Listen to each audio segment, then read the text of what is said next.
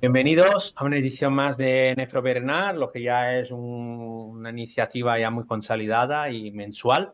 Hoy estamos aquí con el Hospital Dr. Balmis de Alicante, con Gloria y Alicia, y que como ya viene siendo el íter habitual, revisarán un caso y desde ahí el tema, el tópico, para después dejar abierto una discusión entre todos. Muchas gracias. Cuando queréis. Vale.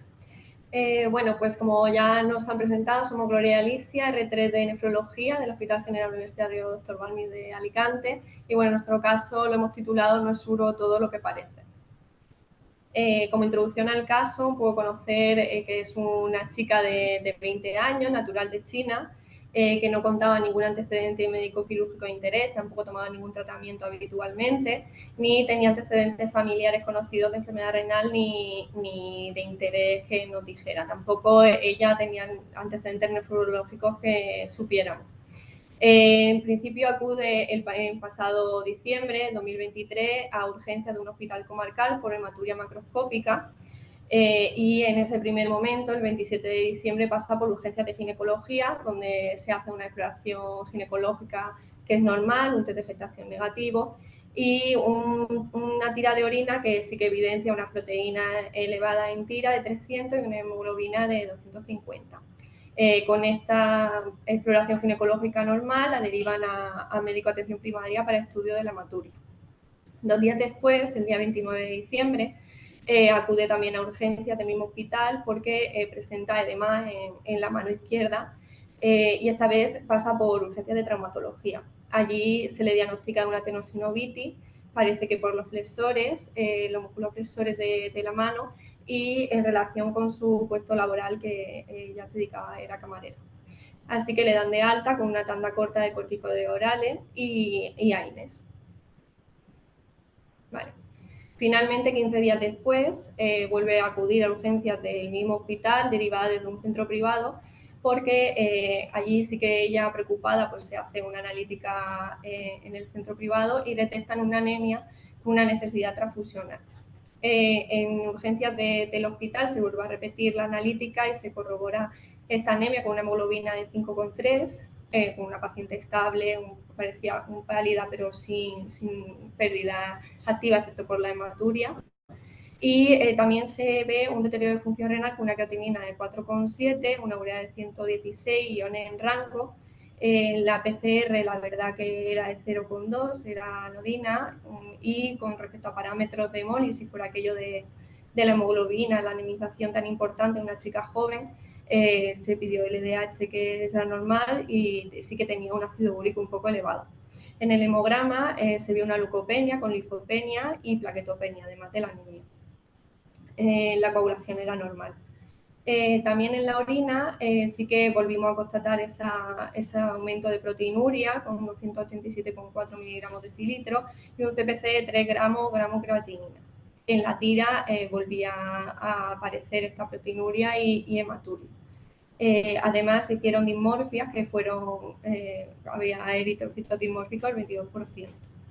Con todo esto nos llaman a nosotros, porque somos hospitales de referencia para nefrología, y nos comentan el caso, el deterioro de función renal y la pancitopenia de la paciente tan importante, y decidimos trasladar a nuestro hospital. Previamente al traslado sí que es verdad que ante la pancitopenia que tenía y la gravedad de la enfermedad que estábamos sospechando, se pidió un frotis de sangre periférica que no demostró ni blasto, se comprobaron la citopenia y no había quistocitos.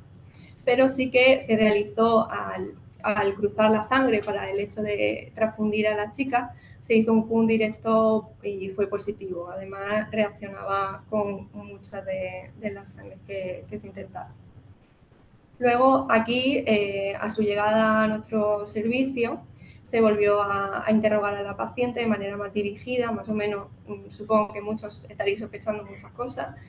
Y nada, en principio la paciente solo refería a astenia y anorexia de varios meses de evolución, sin pérdida ponderal, sí que esta hematuria, que además era macroscópica pero sin coágulos, no refería disminución de la diuresis y ni otra clínica relacionada, excepto aquella tenosinovitis que se resolvió de forma espontánea y únicamente había tomado un comprimido de cetoprofen de los AINE, aquellos que le habían prescrito previamente.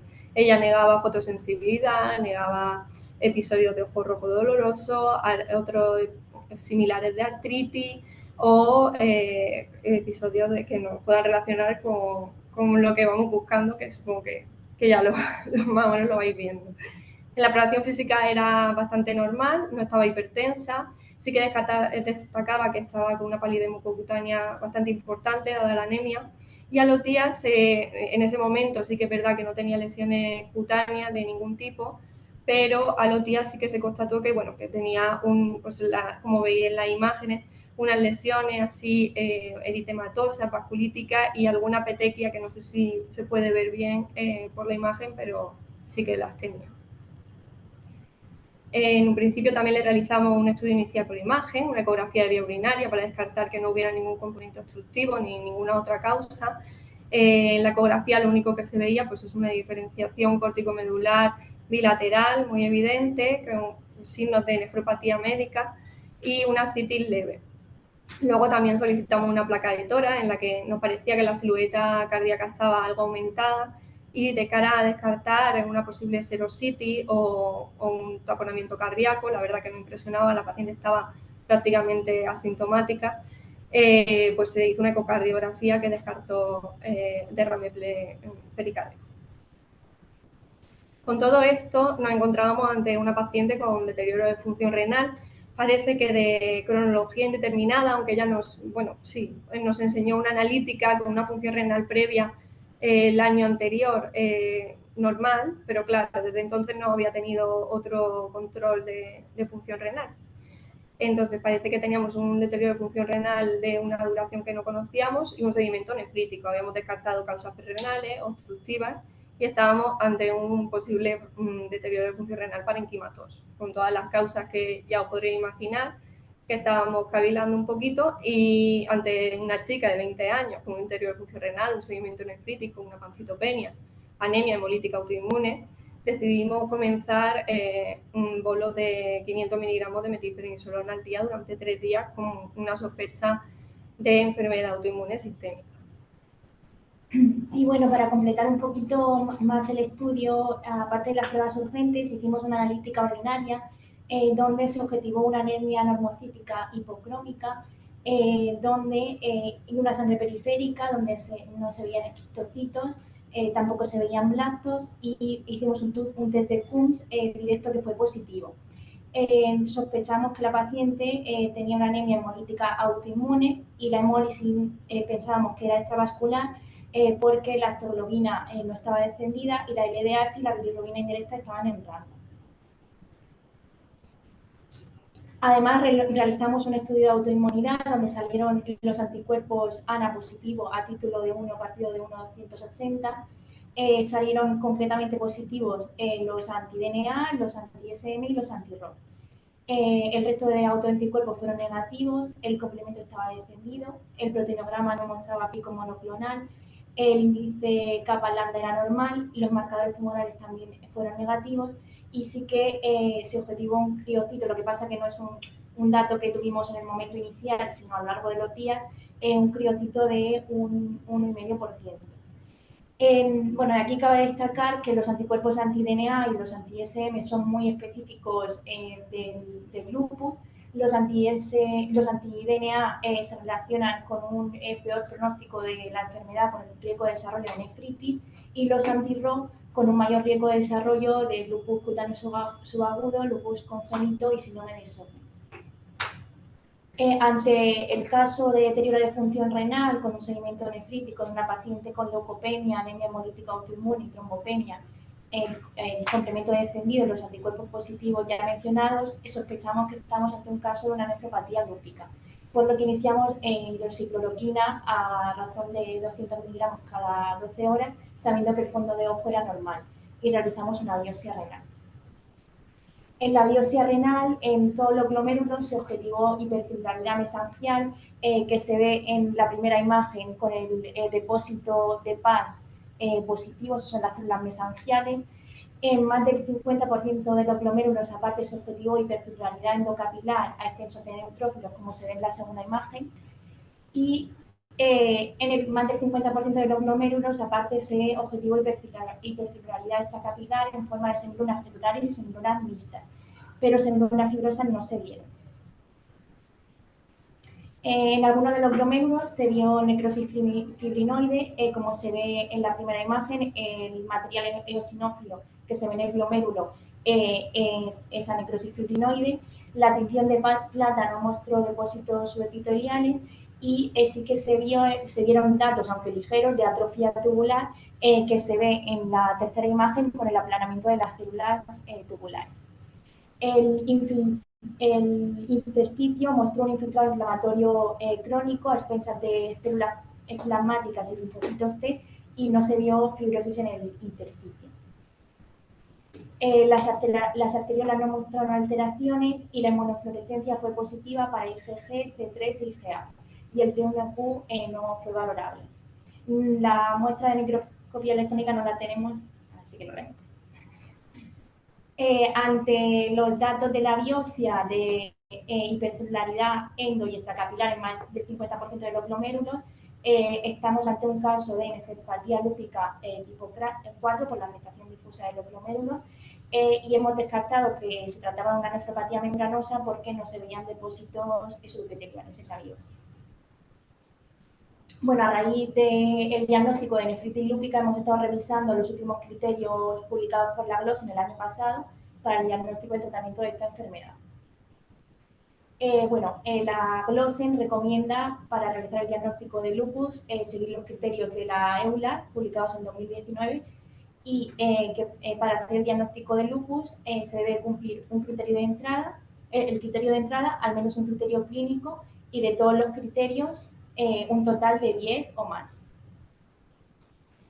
Aparte, la GLOSEN recomienda que para realizar el seguimiento clínico de los pacientes con lupus hay que realizar la escala de puntuaciones SLEDAI, que es una escala que mide criterios clínicos y en concreto nuestra paciente al inicio del diagnóstico sumó 18 puntos.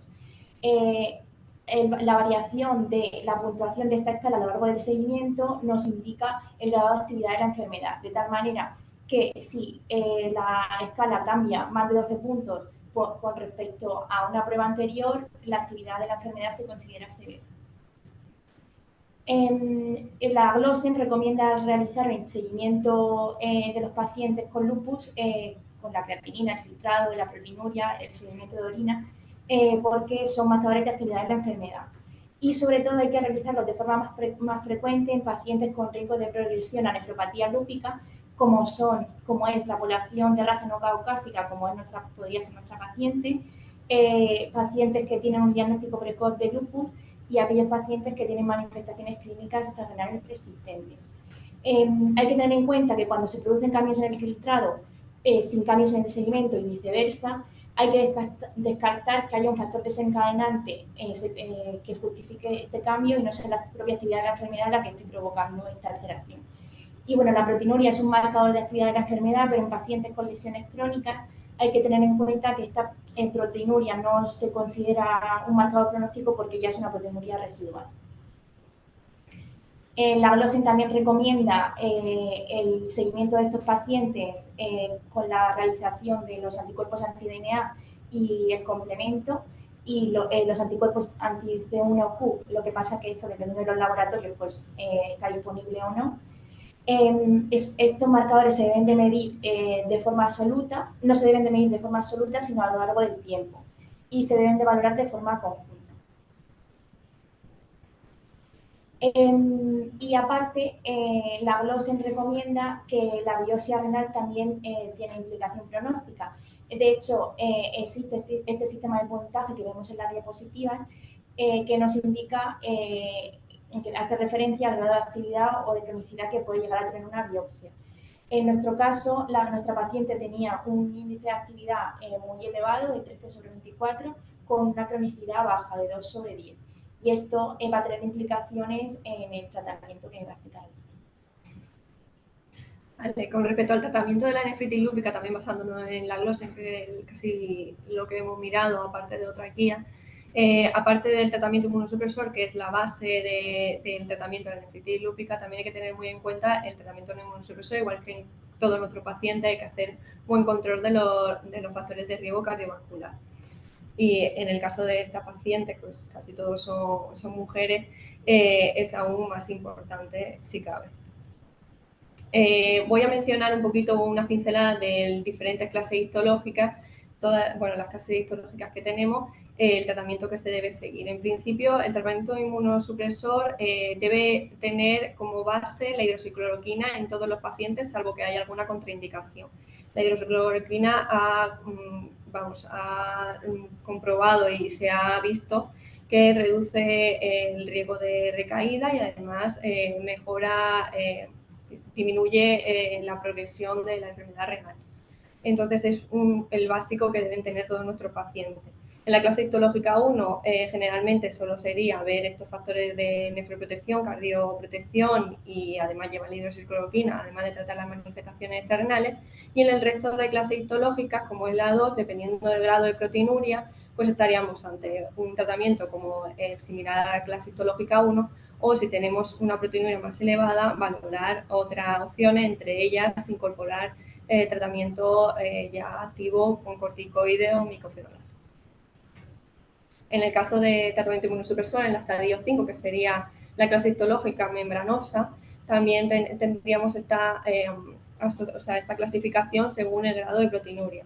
Si es menos de 1 gramo 24 horas, también se realizaría el tratamiento general, y si es más de 3,5 gramos en 24 horas, se trataría como un nefrótico o una membranosa de cualquier otro tipo, con mucha más intensificación de tratamiento inmunosupresor, entre ellos los inhibidores de la calcineurina, que además son muy buenos antiproteinúricos. En nuestro caso, estamos ante una clase histológica tipo 4, que debemos recordar que la 3 y la 4 son las más agresivas, las que además tienen mucha más actividad, como se ha visto en la biopsia, y que incluso pueden estar algo solapadas con la clase 5. Nuestra paciente, como ya hemos mencionado previamente, llevaba el tratamiento con bolos de corticoides, que se realizaron tres bolos de 500, y posteriormente se debe hacer una bajada de estos corticoides progresiva, pero bastante, no rápida, pero hay que llegar a unos tratamientos con corticoides bastante bajos para evitar los efectos secundarios que pueden producir. En la última guía se recomienda que de mantenimiento menos de 5 miligramos al día, cuando ya se puede reducir más el tratamiento con ello. Nosotros, en nuestro caso, sí que con el Comité de Reumatología y Nefrología, aunque como siguiente terapia podríamos tener el micofenolato, se decidió utilizar ciclofosfamida por la gran actividad inmunológica y la severidad que tenía la enfermedad con un deterioro de función renal tan agresivo. Entonces utilizamos ciclofosfamida en pauta de Eurolupus y se tiene previsto que de mantenimiento se haga con belimumab, aunque sí que es verdad que se podría haber iniciado al inicio, pero en este caso no lo hicimos así, un poco en consenso con reumatología, por la carga que ya íbamos a tener de inmunosupresión con la ciclofosfamida en la paciente. En otras guías también corroboran esta utilización de estos fármacos como un grado A de evidencia, como es la ULAR, incluyen a belimumab también. Y en principio el objetivo terapéutico que debemos tener en la nefritis lúpica es alcanzar, si se puede, la remisión completa. Si no, parcial también, pero es verdad que tenemos más riesgo de recaídas si no conseguimos una completa. El tiempo hasta alcanzar este objetivo, además, es un marcador pronóstico, aunque se debe individualizar, y más o menos al mes 12, al año, debemos tener una función renal normal o menor o igual al 10% inferior del valor pre-brote.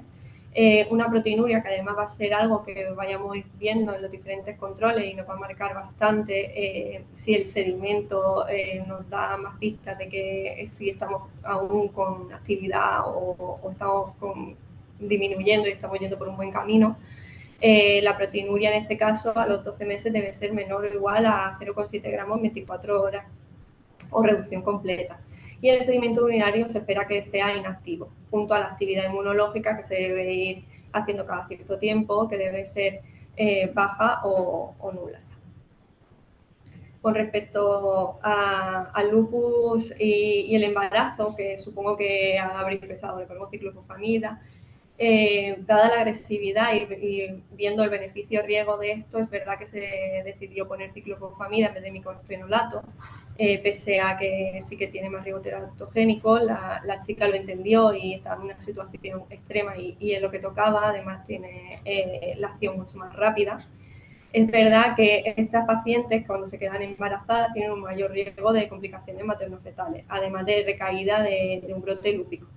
El embarazo siempre debe ser planificado en una situación de inactividad de la enfermedad, al menos de unos 6 meses. Y también tenemos que tener en cuenta que hay fármacos de los que nosotros ponemos que son teratogénicos y pueden pues producir daño al feto. Habría que cambiar a aquellos que están permitidos en el embarazo, como pueden ser los corticoides en dosis bajas, los inhibidores de la calcineurina, la acetioprina y la hidroxicloroquina, por supuesto, se debe mantener en todo momento. Además, se recomienda iniciar ácido acetilsalicílico a dosis baja a partir de la semana 16 de gestación. Todo ello debe ser controlado en unidades de alto riesgo obstétrico junto a nefrólogo o reumatólogo. Bueno, y nuestra paciente, a raíz de iniciar durante el ingreso hospitalario la pauta de corticoides, la hidroxicloroquina y la primera dosis de ciclofosfamida, la paciente mejoró la función renal. La primera flechita muestra la primera administración del primer bolo de ciclofosfamida. Vemos como la función renal mejora, la paciente también mejora clínicamente y la damos de alta hospitalaria. Se administra un segundo bolo de ciclofosfamida días después y a raíz de eso pues la función renal sigue en descenso. El complemento también fue yendo en descenso, tanto el C3, en ascenso, tanto el C3 como el C4, y a raíz de esta mejoría mantuvimos prednisona a 50 miligramos diaria y hidroxicloroquina 300 miligramos, un comprimido y medio en el desayuno. Pero la última, el viernes pasado, la paciente acude a urgencias en estatus epiléptico con una crisis hipertensiva e ingresa en la UCI. A raíz de los hallazgos en un TAC de isquemia cerebral, se solicita una resonancia para completar un poquito más este estudio y se objetiva que a nivel occipital y parietal hay datos de hiperintensidad subjetivos de síndrome de PRES.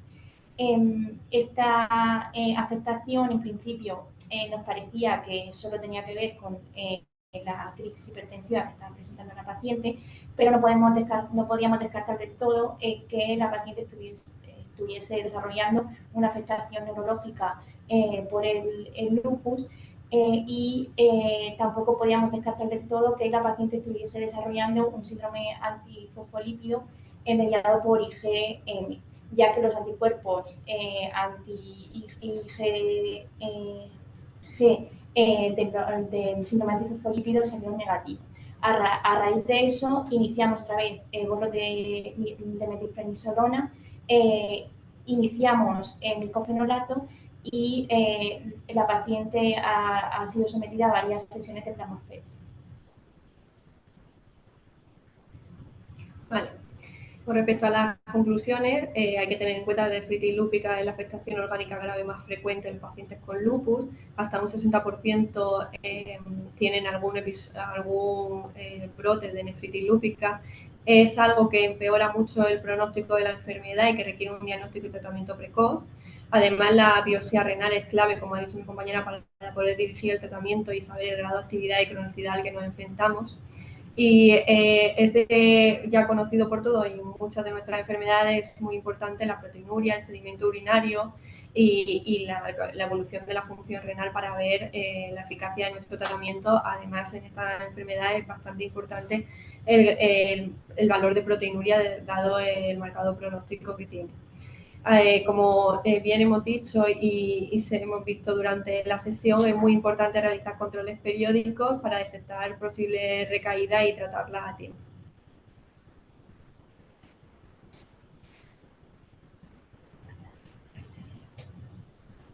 Perfecto, muchas gracias a las dos y si queréis abrimos ya lo que es un turno de preguntas en los Sí. hospitales que quieran intervenir.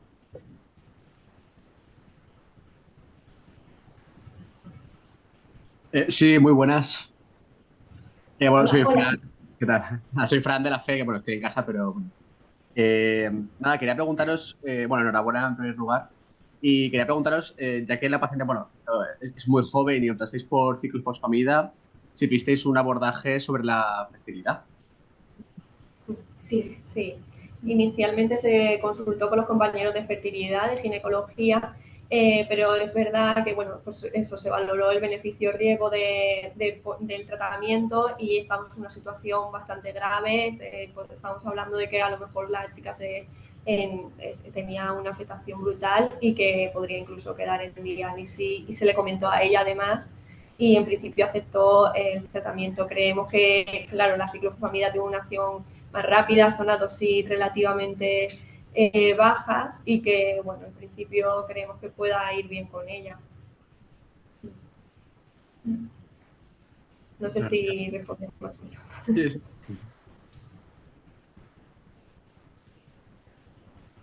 ¿Alguna otra pregunta o duda? Hola. Ay, perdona. Hola. Hola, somos las compañeras del equipo. A ver, el tema de la isquemia cerebral, ¿en qué quedó? ¿Tuvo alguna consecuencia? El tema de la isquemia cerebral. Sí, eso no se comprobó. Pues no se comprobó. En un tag inicial sí que se objetivaban datos de isquemia, pero luego hablando con los radiólogos, al repetir las pruebas de imagen, no se comprobó el que hubiese isquemia. En la RESO ya no aparecían esas imágenes de trombo. Entonces solo aparecía las imágenes que hemos puesto típicas del síndrome de Press. La hiperintensidad en el lóbulo occipital.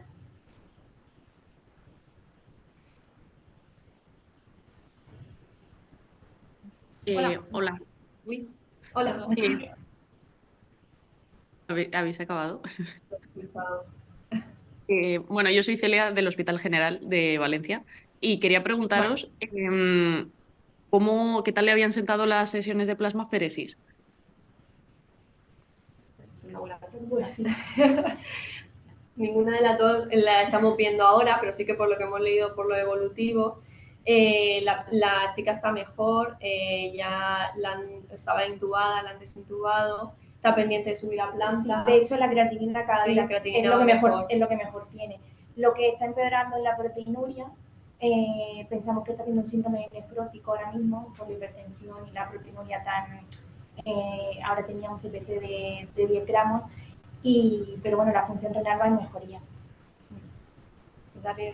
Sigue con la hematuria, eso sí, pero la chica se encuentra mejor y las analíticas van algo mejor.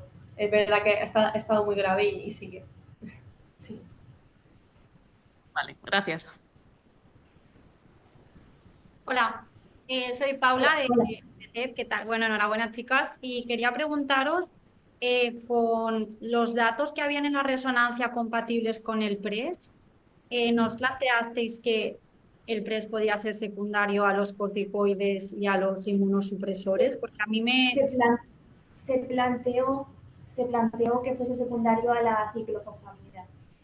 Por eso, a raíz de que pudiese estar provocada por la ciclofosfamida, iniciamos el micofenolato, en vez de volver a iniciar ciclofosfamida. Pero es verdad Que revisando la literatura y hablándolo con farmacia, que son muy pocos los casos que se han descrito a síndrome de Press asociado a ciclofosfamida. Y casi siempre estaban relacionados con una crisis hipertensiva, es decir, que la ciclofosfamida además se ha visto que no atraviesa la barrera hematoencefálica y que no sería la causa. Claro, entonces, orientábamos que pueda ser por los corticoides, ¿no? O sea, creo que los corticoides sí que se ha visto la relación con el PRES, entonces ponerle más cursos de corticoides en el momento, ¿no? Sí, era por el... Sí. Era por la sospecha de que el lupus estuviese afectando a nivel neurológico, por eso le pusimos bastante corticoide y el bicofenolato. Sí. Se descartó infección por Claro. alguna función más. Y claro, siempre descartando infección primero, que es lo que se hizo al llegar. Con una punción lumbar. Infección, tóxico, era negativo todo.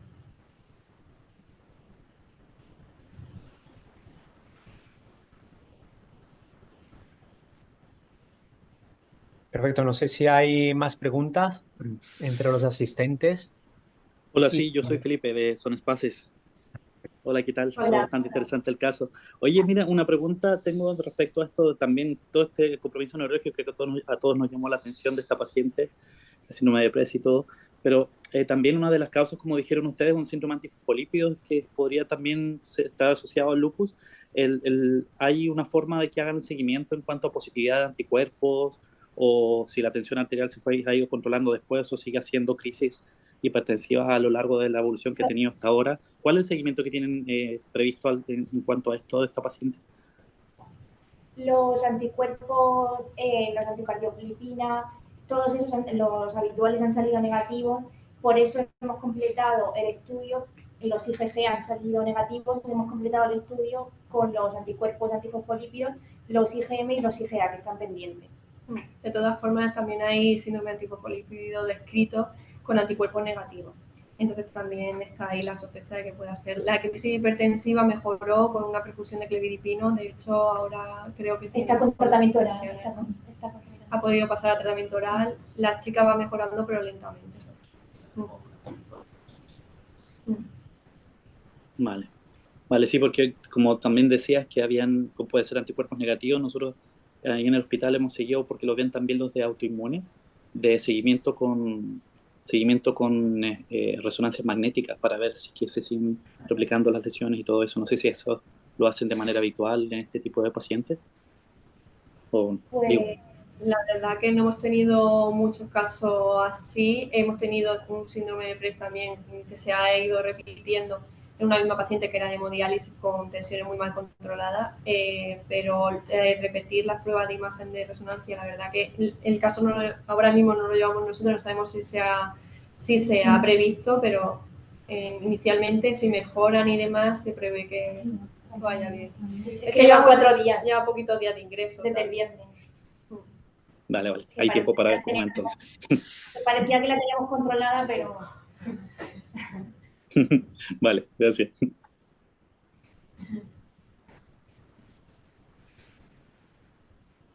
Vale, buenas a todos. Entonces, si finalmente no hay ninguna pregunta más, felicitar por el caso. Muchas gracias por la disponibilidad. También invito a los residentes que prepararán las próximas sesiones. Les recuerdo que hay vida más allá de la glomerular. Lo digo porque los últimos casos han sido bastante fotocopias. Y nada, un saludo. Creo nosotros nos veremos pronto en el Congreso y por el próximo Nefroperenar a la tercera semana de abril. De marzo, perdonáis. Un saludo a todos.